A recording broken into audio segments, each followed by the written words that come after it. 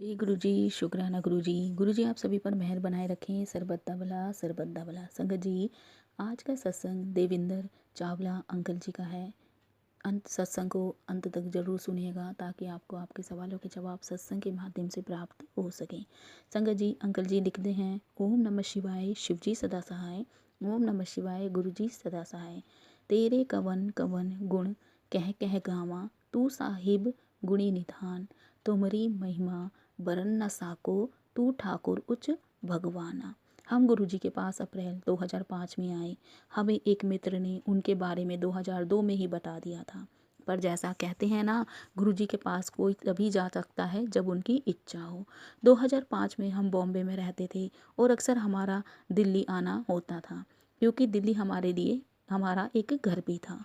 एक महिला भक्त ने, जिससे हम एक पार्टी में मिले, हमें गुरुजी के बारे में याद दिलाया। उन्होंने हमसे गुरुजी के बारे में बात की और उनका विश्वास था कि निसंदेह यह आपका बुलावा होगा और आपको एम्पायर स्टेट अवश्य जाना चाहिए।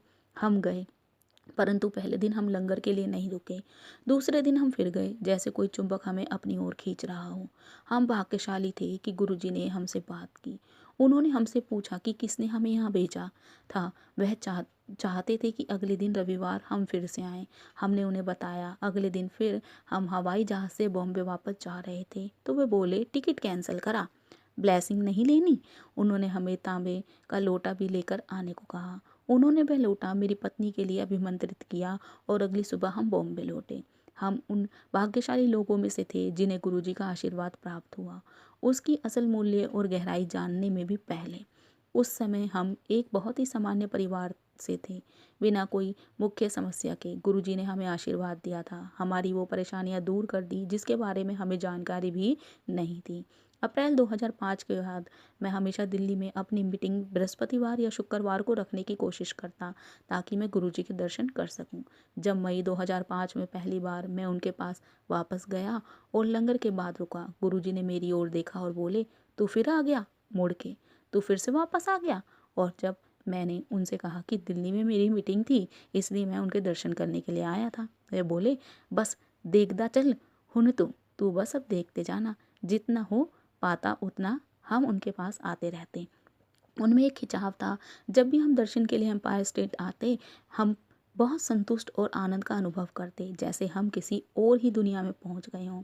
गुरुजी ने हमें संदेश भिजवाया कि हम उनके जन्मदिन के उत्सव पर 7 जुलाई को बड़े मंदिर आएं।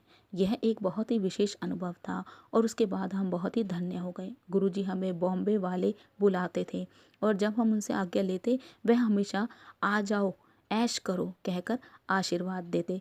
तब हम उनने उनके आशीर्वाद की गहराई नहीं समझी, पर अब हमें समझ आता है कि बॉम्बे में जो हम 3 साल रहे, क्यों इतने खुशहाल सुखद निकले। गुरुजी के रक्षा कवच की हमें पहली बार जुलाई 2005 में अनुभूति हुई। जुलाई 26 को मुंबई में इतना अधिक पानी भर गया जैसे पहले कभी नहीं हुआ था। पूरे शहर में सभी को बहुत परेशानी झेलनी पड़ी। हम कोई वो परेशानी नहीं हुई। हमारे अधिकतर मित्रों को किसी न किसी रूप में परेशानी का सामना करना पड़ा, पर हम सुरक्षित और उनके आशीर्वाद के संरक्षण में थे। हमारी बेटी स्कूल से वापस घर सुरक्षित पहुंच गई, जबकि उसी स्कूल के हमारे मित्रों के बच्चों को रात में स्कूल की बस में ही काटनी पड़ी।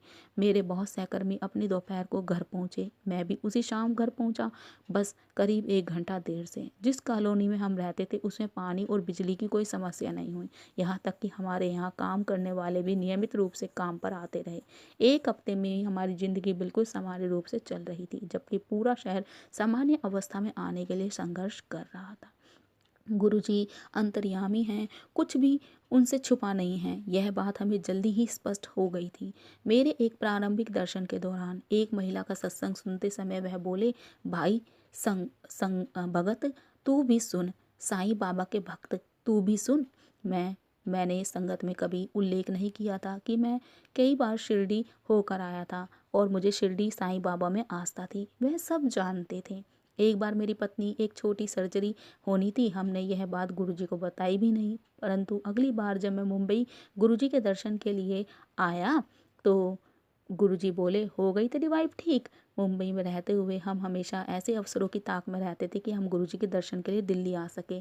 उन्होंने हमें ऐसे आशीर्वाद दिया जैसे एक पिता देते हैं। मुझे याद है हम दिल्ली उतरते और हवाई जहाज में ही हमें उनकी सुगंध आ जाती। लालची बच्चों की तरह हमेशा हमारी कोशिश रहती कि जितना हो सके हम उनके सिंहासन पर करीब बैठे। जब हम संगत से लौटते तब भी कुछ समय तक हमारे कपड़े उनकी सुगंध से महकते रहते। हम अपनी नादानी में यह सब सोचते कि ऐसा हमारा उनके करीब बैठने के कारण है। एक बार गुरुजी अपने कमरे के बाहर आने से पहले ही मुझे पहली मंजिल पर भेज दिया गया और लंगर के बाद बैठने का मौका भी मुझे नहीं मिला। उस दिन उनकी सुगंध मेरे कपड़ों में अगली सुबह तक रही, एक स्पष्ट चिन्ह कि यह उनका आशीर्वाद था, न कि उनके करीब बैठने के कारण। अगस्त 2006 में कभी गुरुजी ने हमें मुंबई वाले बुलाना बंद कर दिया। मेरी कंपनी मुझे सिंगापुर या इंग्लैंड भेजने के विचार में थी। सारे कार्य पूरे हो गए थे और इंग्लैंड से मेरा परमिट आ गया। हमारे अगले दर्शन पर मेरी पत्नी ने गुरुजी को यह बात बताई। तू की करना है लंदन जाके? वह बोले, तू ऐथे आजा दिल्ली मेरे कोल। तू लंदन जाकर क्या करेगा? तू मेरे पास दिल्ली आ जा।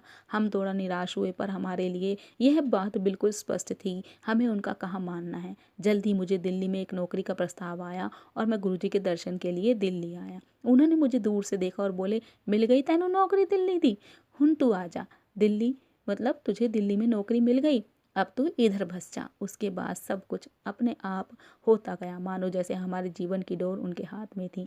उनके आशीर्वाद से हमारी बेटी का दाखिला देहरादून में एक अच्छे स्कूल में हो गया। 13 अप्रैल 2007 को हमने मुंबई से अपने सारे नाते तोड़ लिए और दिल्ली उतरते ही सीधे बड़े मंदिर गए। दिल्ली आने के बाद हम नियमित रूप से उनके दर्शनों के लिए जाते, लेकिन लंगर के बाद रुकने का अवसर हमें कम ही मिलता। एक शाम एम्पायर स्टेट से वापस आते हुए हम गाड़ी में बात कर रहे थे और हमारी इच्छा थी कि लंगर के बाद गुरुजी हमें रुकने की अनुमति दें। उन्होंने हमें उसकी अनुमति दी। जब हमने उनका धन्यवाद किया तो बोले, मैं गाड़ी विच सुन लिया सी, मैं गाड़ी में तुम्हारी बातें सुन ली थी। हम धन्य हैं कि हमें उनके चरण कमलों में रहने का अवसर मिला। हम यह भी अनुभूति है कि उन्होंने हमें परेशानियों से बचा के रखा है। परेशानियां आने से पहले ही वह उनका समाधान कर देते हैं। उनके महासमाधि लेने के बाद भी हम उनके सुरक्षा कवच के तहत हैं। एक बार देहरादून से लौटते समय गाजियाबाद के पास हमारी गाड़ी को एक ट्रक ने आकर मारा। हमने धातु उखड़ने की आवाज़ सुनी और हमारी गाड़ी में बहुत जोर का झटका लगा, किंतु वह पूरी तरह से हम सुरक्षित थे। हमें एक खरोच तक नहीं आई थी। गाड़ी भी वापस चलाकर लेकर जाने की हालत में थी, परंतु जिसने भी गाड़ी देखी वह विस्मित रह गया। किसी को भी चोट नहीं पहुंची थी। हमारा ड्राइवर जो हमें एम्पायर स्टेट लेकर जाता था बहुत निराश हुआ कि गुरुजी के दर्शन का अवसर प्राप्त नहीं हुआ। गुरुजी की महासमाधि के बाद उसने गुरुजी का स्वरूप मांगा। उसकी पत्नी को दूसरा बच्चा होने वाला था, क्योंकि उनका पहला बच्चा सिजेरियन से हुआ था। वे चिंतित थे और चिकित्सकों ने इस बात की सर्जरी होने की ज़्यादा संभावना बताई थी। उसकी पत्नी ने गुरुजी से नियमित रूप से प्रार्थना करनी शुरू कर दी। एक शाम अगरबत्ती जलाते समय उसके मन में सोचा, गुरुजी मैंने तो आपको कभी देखा भी नहीं। अगली सुबह गुरुजी ने उसे दर्शन दिए, आशीर्वाद दिया और उसे बोले उसे लड़का होगा, और वो भी सामान्य प्रसव से। 1 महीने के अंदर पति पत्नी को लड़का हुआ, निसंदेह सामान्य प्रसव से। हमने हमेशा अपने आसपास उनकी उपस्थिति और मार्गदर्शन महसूस किया है और वह हमेशा हमारा ख्याल रखते हैं। गरीब निवाज गोसाइयाँ मेरे, माथे छतर धरे, ऐसी लाल तुझ बिन कौन करे। जय गुरुजी, शुक्राना गुरुजी। बहुत ही प्यारा सत्संग था अंकल जी का सत्संग। और संगत जी, आज मैं अपनी वाणी को यहीं विराम दूंगी। जय गुरुजी, शुक्राना गुरुजी। ओम नमः शिवाय, शिवजी सदा सहाय। ओम नमः शिवाय, गुरुजी सदा सहाय। जय जय गुरुजी।